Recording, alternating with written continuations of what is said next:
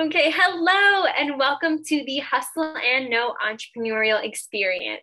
We are an entrepreneurship book club moving into the podcast world. My name is Julie. I'll be your host this evening. And joining us, we have Shawn Townley, the entrepreneur, consultant, and geek, as well as Joseph Warren, who is co-owner at Financial Planning HQ. And we're the Hustle and Know team. So today, we are going to be discussing how to win friends and influence people by Dale Carnegie. Can y'all see? Too close. Yeah, great classic. I'm sure y'all are going to love it. So, without further ado, let's get started. Okay, I'm excited to discuss this book, if y'all can't tell. Great book, great book. So, team, in one word or sentence, give me your synopsis of the book. If you were the author, what main point would you want the reader to take away from this book? Joseph, go for it. Yes. Can I use a semicolon in my sentence? Sure. All right. So I would say everybody on earth has a deep-seated or a deep instinctual need to feel important. And if you want to win friends and you want to influence people, you do that not by talking about yourself, not about what you like, but about what they like, what makes them like their eyes light up with joy. That's what you talk about, or their problems. You make their problems the most important thing, not yours. And if you do that, everyone's going to want to give you what you want. So. Okay. Well, you kind of made it sound like only do nice things and talk about other people because it's going to benefit you in the long run. Like, that's the point of the book. This is about manipulating people, yes. I guess it is. I feel like there's like underlying point in there is, it's to benefit them too, but it's also for yourself. I mean, I guess the title is How to Win Friends and Influence People. So, I mean, essentially it kind of, in that sense, is just saying manipulate, but you manipulate, you persuade, but I think it could be bad or good depending on how you use it. You could use it for good or for bad. So I see it as a neutral thing because someone who was manipulative could use this for bad purposes, or you could use it for good purposes. That is very true. That's on you, Julie. Yeah. Okay, Shawn, what do you think? Put yourself in the other person's shoes and think, what would they like? And then be genuine. Mm-hmm. Very true. I think a lot of it also is like, y'all basically said the premise of the book. I'll just add on to it a little bit, but like Joseph said, make everybody feel important, make them feel special, and basically give out compliments too. Mm-hmm. And a lot of it is tricky because we also just read 4 agreements, and in that book, it basically says like you shouldn't even be accepting any kind of criticism, good or bad.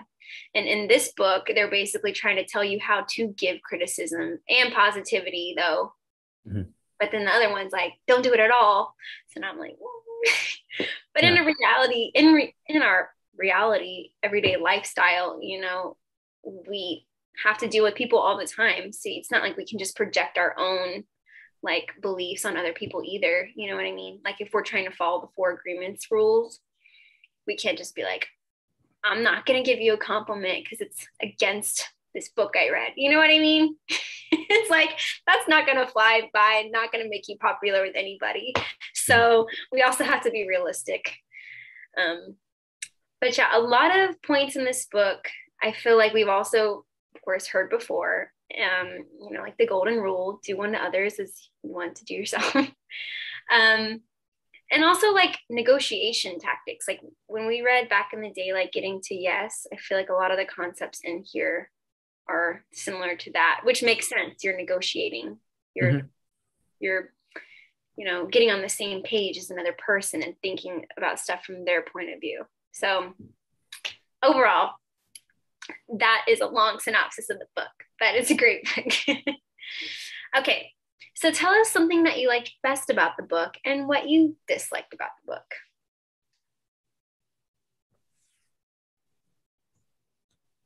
One of my favorites is the only way the best way to be in an argument is to avoid it at all cost. Great. Mm-hmm. I know. That's, I mean, if you think about it, so don't be confrontational. I mean, the book starts off saying, don't criticize, condemn, or complain, because it does nothing but tear the other person down. They're never going to feel good about it. And so you're never going to get what you want if you just make people feel bad. What you need to do is, I really got into the guy who didn't order people around. He just simply made suggestions and everybody did what he wanted them to do, what he wanted them to do anyway. Mm-hmm. I thought that was kind of cool. I think it's the same sort of way. You can't tell those people, you're wrong, because then they just shut down. They don't want to hear anything else from you. Say, hey, I see you did it that way, but have you considered this? Mm-hmm. Exactly. Because when you're in an argument with somebody, even if you're correct, they're immediately going to go into the defense mechanism mode. And even if they think you're right, they're never going to admit it now because they're in defense mode. You attacked them. Right. So they have to defend their pride at all costs. So it's just not a good way to even interact in general. And if you are trying to give somebody different pointers, like you said, Shawn, you approach it in a different way, another rule was like, get them to say yes twice. Oh yeah. Like that. Right. So like get them to agree with you basically on something like very simple and logical, because that automatically will get them moving in the right track. And then hit them with their, so can you do this? Like a ninja. No, just kidding. Double up. Okay, is there anything you disliked about the book? There were some of them that I felt were maybe dated, or maybe they've been overdone. I mean, this is the OG, right? I mean, this is the book that started probably all the other books when it comes everything we've been reading. I mean, this is kind of the original gangster, right? So someone dramatizing your ideas seems a little theater to me. I mean, I know everything, because I guess maybe because 24-hour, he wasn't around when 24-hour news was going on. So we've been kind of drama to death. So I think those ideas, everything comes at you at 100 miles an hour. Everybody's trying to get your attention. Everybody wants your eyeballs going. So I wasn't real crazy about some of that. I mean, and some of the other things that are a little bit maybe dated, I guess, appeal to their nobler motives. Like, you assuming that everyone, has good intentions. I mean, yes, but I almost feel like I'm starting to manipulate people if I'm trying to do that, right? If I'm so some of them felt kind of icky, like I needed to take a shower when he was describing them, like towards the end. And then, but I mean, 80% of the book is rock solid. I think it's classic, timeless. I think it'll be true 100 years from now. Mm-hmm. Just to counter that a little bit, Shawn, he does say in there, like the premise of this is not going to work at all if you're not being genuine. So if you're going in with the intention of like manipulating somebody, like, maliciously, then it's probably not going to work, because they're going to like end up seeing through your bullshit. You know what I mean? So in a sense that might, not make it as bad, like, or not as icky, or you can just not use that rule. You can just follow there's a lot more. I mean, there's so much here that, I mean, if you didn't apply every one of these, I think you'll still be fine. Yeah, true. Okay, Joseph, what about you? What you like and dislike about the book? Yeah. What I like best, I think there's a reason it's a classic. And if you read this book and you have trouble with your like social skills, I think this book would help you a lot, because it's basically the fundamentals of what it takes to have really good social skills. And I agree that it's kind of dated. I would agree with that. Some of the examples were like, who's that guy from the 30s, or who's that gunslinger? Like Jesse James. That was one. I was like, oh yeah, I remember there was a movie about him a long time ago. But I think it's just extremely practical advice that's like so fundamental now. Like, everyone knows nowadays, for the most part, that people like to talk about themselves. So you give the other person the spotlight, like let them have that. And just so much advice here that is so good. I think if I had to choose one thing from the book that I loved, it would be where he says, ask yourself, what question would this person most enjoy answering, and ask them that question. I think that's like so many little gems in there that you could use that would just make you a more charismatic person. And can I say another thing that I dislike? Of course. I think with this, it's like, I feel like I read this book many times. The first time I read it, I had a feeling like you could also become like a doormat kind of following this book in a way. I feel like you could in a way. And you could spend your time like giving too much attention.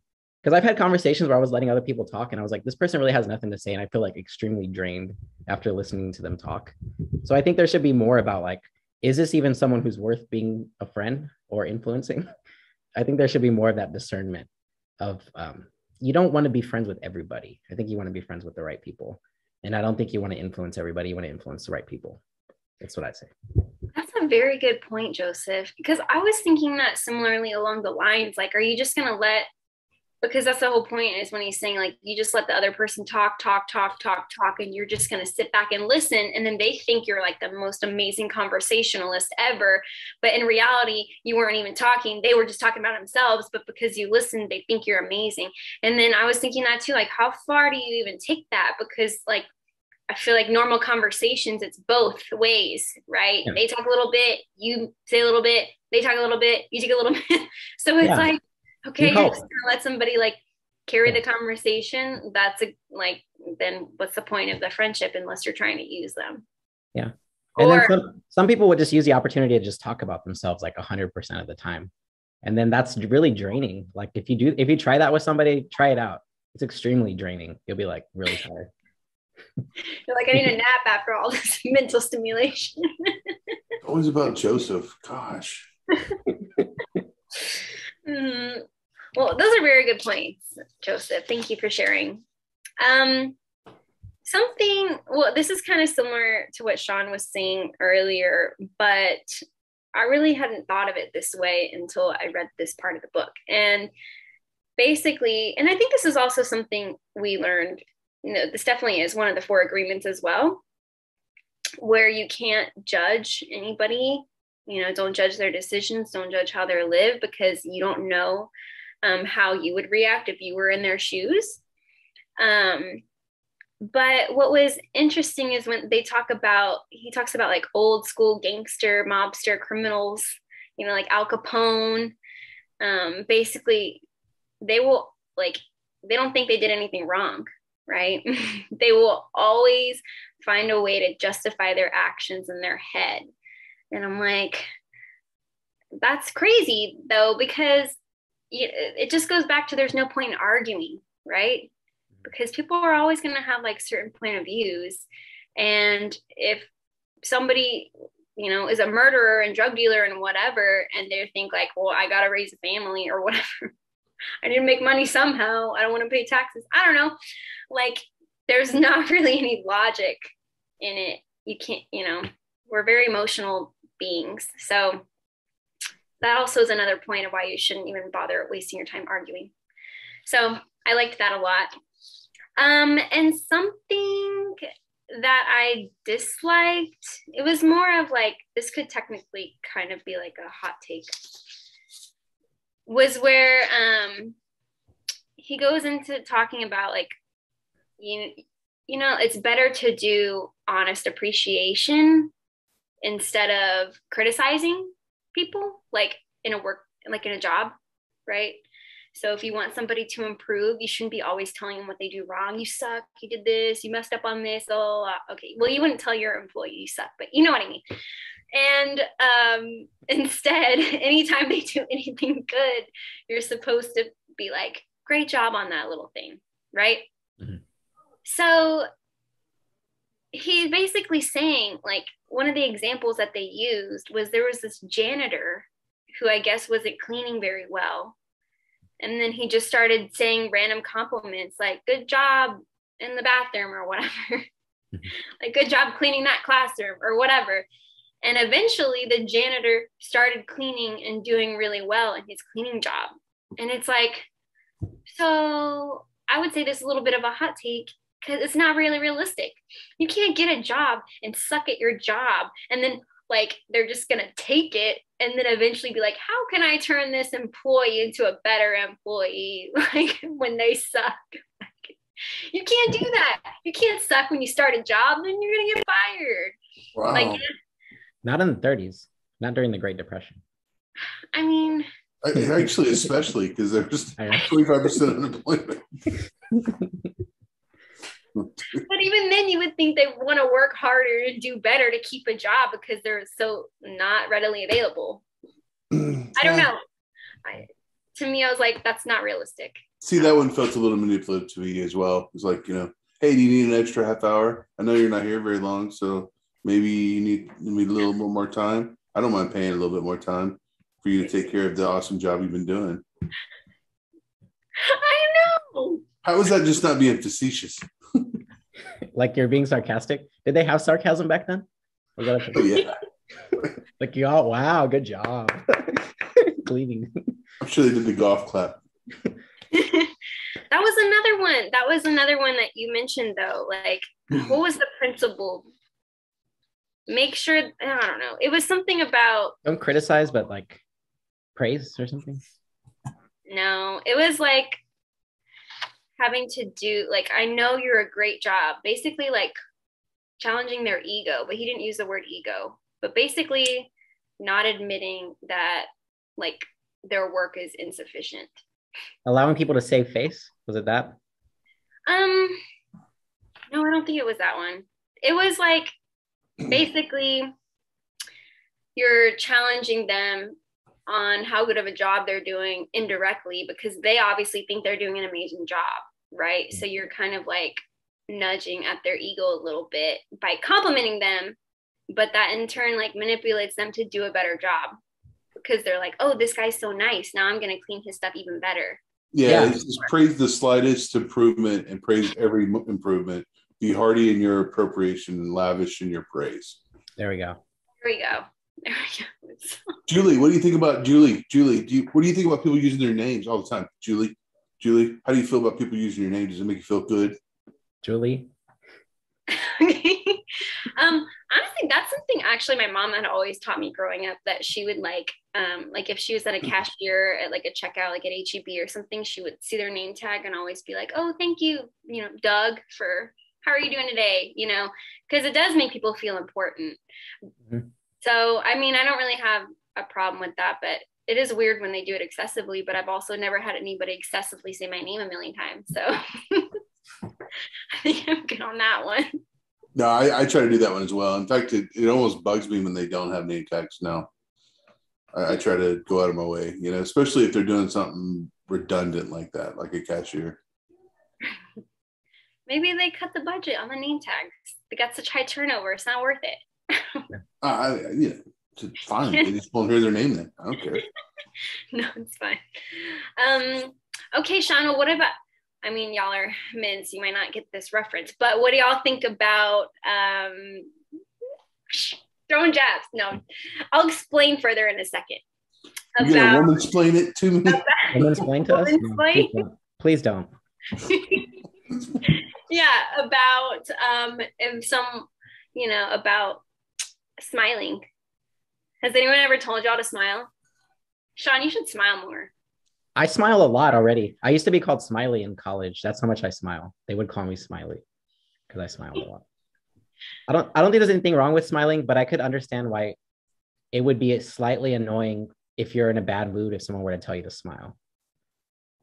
I could see that. Like if I was like going through something, like a really bad time, and someone was like, hey, you should smile.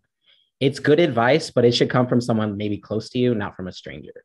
Because you do feel better when you smile. Like there's actual studies, like you run faster, you perform better at sports, you are more optimistic when you smile because it's tricking your brain. It's like a feedback loop.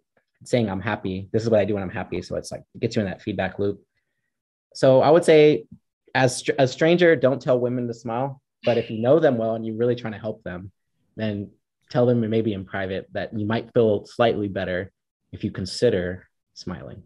Yeah, that's one thing that's got trashed over the years. I hate the fact that I feel weird complimenting any woman. I would love to go up and say, hey, that's a really nice dress. You're a very pretty person. but I don't even know how that's going to be taken anymore. Just do it. Michael Jordan. That creepy old guy, dude. What's that creepy old guy talking about? Mm-hmm.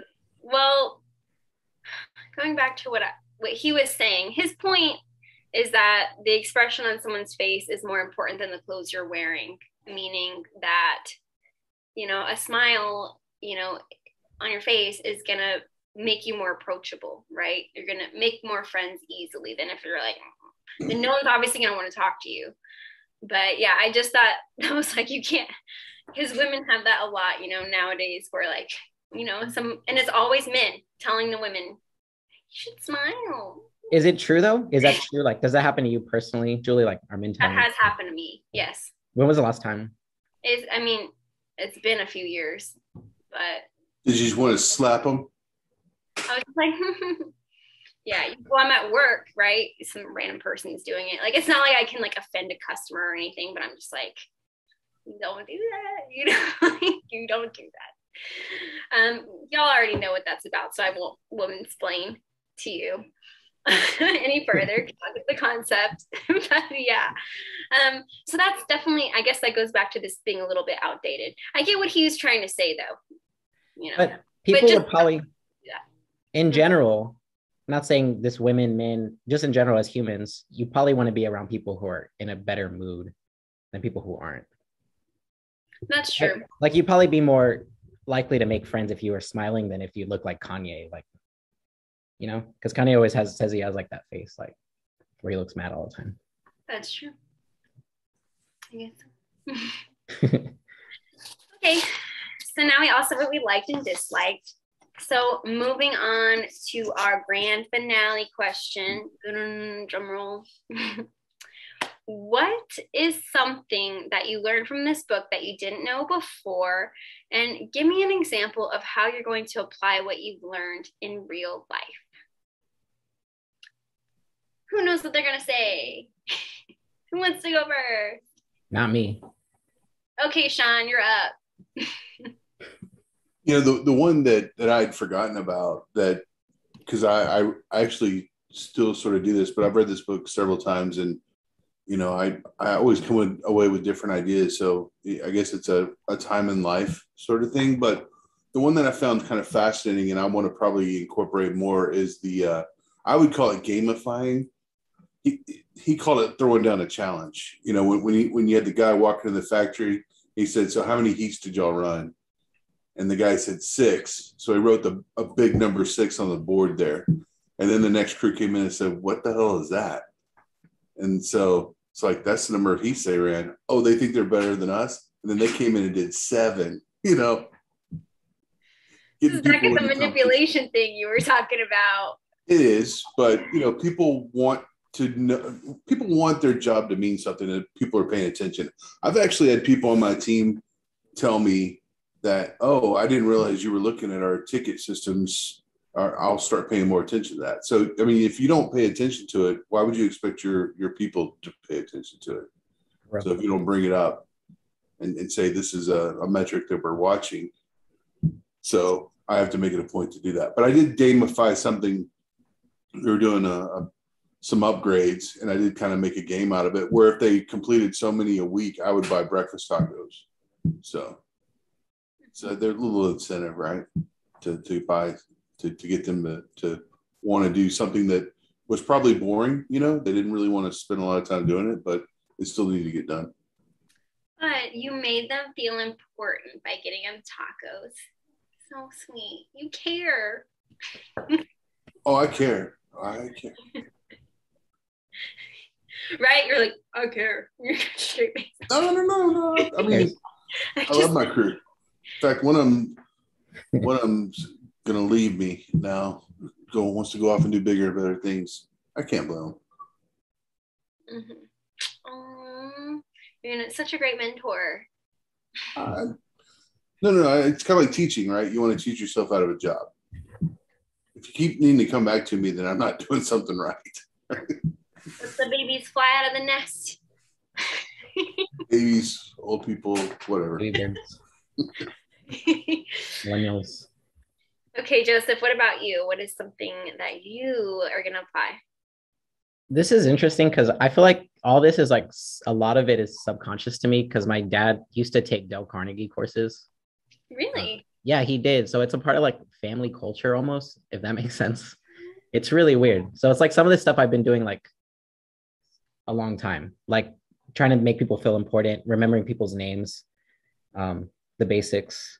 So this time when I was reading it, it's also like every day I would have a new thought. I'd be like, oh, let's use the person's name. Like it would give me these ideas to be like more sociable. So if it was a cashier, I'd be like, hey, Tracy, how's it going? How's your day? And be friendly, which is good, kind of spread positivity. It's hard to choose one thing, but I think if I had to choose one thing that stood out to me this time reading it, it was like the idea of getting yeses, the Socrates method, where he just gets the yes, yes. And I even caught myself sometimes reading this book, like I wanted to argue with someone. I was like, you're wrong. But then I was like, nope, I'm just going to let them think they're right. Um, and then, but I think if I am going to argue with someone, it's going to be in a very nice way where it's like trying to find common ground, attacking the problem, which we talked about in other books, and trying to get their consensus with like yeses on certain things. So that'll be what I'll use is arguing in a friendly way, like Socrates. Nice. Argue in a friendly way. That's your that's what you're going to work on. Because I do a lot of the, I don't know. I feel like I do a lot of this stuff because it's like so ingrained. I don't think you mean argue. He's just trying to see. I think you're just basically trying to say negotiate and get them to see your point of view. But use that method of finding common ground first and then pull them on your side, right? Always, I'm going to look for common ground anytime there's a disagreement, which I believe there should be disagreements in life because you can't just agree with everything. Mm-hmm. Pretty boring. It would be. I mean, no, it wouldn't. Yes, it would. Boring. Oh, that's awesome. Okay. Well, for me, let's see. I think what I'm going to apply is letting, I guess, somebody talk about themselves first, right? But go and take that like a step further, right? So he, anytime you're asking anybody for anything, right, the method is you got to get them to start talking about themselves first. So like the example was there was this guy who needed to ask this other guy about getting his son a sponsorship to go on this trip, and the guy was going to pay for it, right? Mm-hmm. And the other guy, I should name him so it doesn't sound like just guy and guy. Okay. Phil wants to get his son to go on a trip, and he's going to ask Bob for the money to go on the trip, right? Okay. So Phil goes up to Bob, but before, they tell him, Bob doesn't got a lot of time. He's a busy man. You got to go in, ask what you want, get out, right? And then as soon as Phil goes in, he sees like this $1 million check that was cash, but then framed. And then he goes, oh my gosh, I've never seen a check like written that big. And then how did you get it? Tell me the story, blah, blah, blah. So Phil basically butters up Bob, and then Bob goes on and on and on and on about how he's like, how the story of it, right? And then Bob circles around and is like, hey, Phil, what did you come in here for again? I forgot. And then Phil is like, oh yeah, about my son's sponsorship. And then he ended up sponsoring like a ton of boys trips, not just Phil's son. Wow. And he went on the trip with them, and then took Phil too. And then on the trip, he gave him a tour of the place and all this kind of fancy stuff. So his point is he went way above and beyond what Phil was even going to ask for, because he let the guy talk about himself and showed interest in the other person. So I'm definitely going to start conversations like that if I ever need to ask for anything. Because also, whenever you do ask for anything, not that I do very often, people could be like, what do you want? You don't want to be that person. So another thing, though, taking that a step further, is if you are meeting with somebody, this is one of the examples that he did in the book. Research something that they like, So for example, the guy that he was meeting with liked boats. So the night before, he did a bunch of research on boats because he knew nothing about boats. So then the next day, he had that common thing to talk about because he knew this what the person liked. So I think that's very valuable. Like actually research what the other person is interested in beforehand and bring that up. So you're not all impromptu. What am I going to say? You know what I mean? Preparation is key. If you can't tell, that's my trend for everything is prepare my notes. So that is definitely something I'm going to apply. Yay! Is there any last minute things we want the audience to know about the book, How to Win Friends and Influence People? It's a great book, people. Definitely read it. Classic. Yeah. It's a book about how to be human. Yeah. Okay. Well, it's all about communication, right? One of the hardest things to learn in life is how to communicate. I was gonna say, yeah, it's a book about how to interact with people, but I guess that's the same thing. How to get people to like you. So that's in the title. I mean, it's pretty self-explanatory. the title is a great title. But it's well worth the time, right? I mean, it's definitely basic skills everyone should know. Mm-hmm. I agree. There's a lot of stuff in there that I'm sure you've known already, but there's a lot of stuff in here that people who don't. Not but, and. And of course. And unless you're Joseph and you're like baptizing this stuff at an early age, maybe he wouldn't have had to read the book. I feel like I already knew it all. I'm just kidding. No, it's a great book. It's a classic. And it's a great reminder too. I didn't know it all. We all, as human nature, will sometimes like want to argue with someone, or someone will say something and you're like, I can't let this go. I have to say something about this. Or you want to criticize somebody. And it's a great reminder just to be friendlier to people, be more genuine, and just think about like how you can lift others up. So I think it's a classic. Mm-hmm. And once you get people liking you, you can read the 4 agreements and then stop caring that they like you. Okay, so we did it reversed. Oh, well. Okay, well, thank you everybody for joining us for this session of How to Win Friends and Influence People by Dale Carnegie. Feel free to find out more about the book and the author in the description. Check out any other sessions. Let us know if there's anything else you'd like us to read. And don't ever forget that hustle beats talent when talent doesn't hustle. Bye. See you next time.